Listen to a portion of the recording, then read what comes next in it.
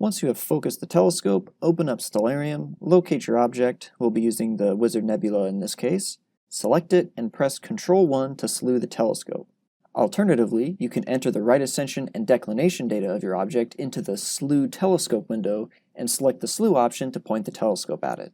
Now that the telescope is pointed at and tracking your object's location, you should start taking test images to get an idea of how long of an exposure you'll need for your object to be clearly visible in your selected filter. First, make sure a DS9 window is open in order to see your test image. Then, check the Filter Wheel Control window to make sure you have your desired filter selected. Navigate to the Camera window, make sure that Save Images is not selected. You will only want to take one test image at a time.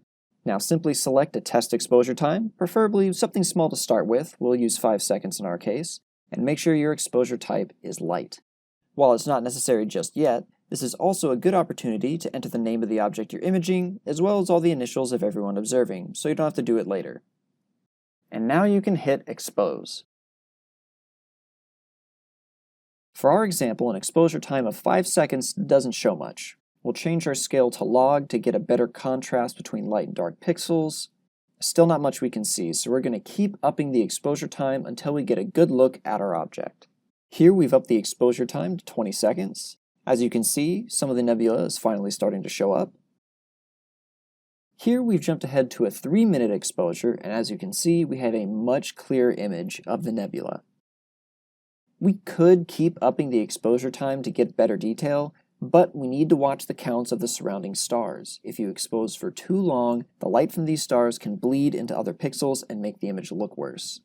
There are only a few stars here whose centers are saturated at the 65,535 count limit and bleeding out into other pixels, so we could risk upping the exposure time a little bit, but we'll cut any losses here and settle for a 3-minute exposure.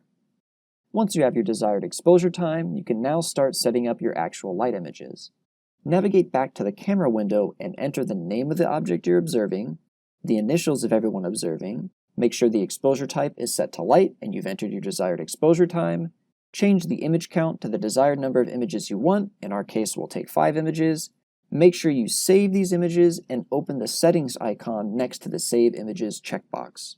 From here you'll set up a destination for the images to be saved to. The pathway should already be set up for you, you just need to rename the final folder to the current UTC year, month, and day. In our example, 2020 January 1st, is 2020-01-01.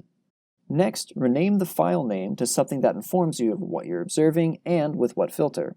For our example, taking lights of the Wizard Nebula using the hydrogen alpha filter can be shortened to WizNeb_H alpha. Make sure the brackets, sequence, and .fits extension remain in the file name at all times. Finally, make sure the sequence number is set back to 1 for each set of images. Once that is all done, you can now hit Expose and take your light images. Make sure to repeat this process for each individual filter you plan on imaging with.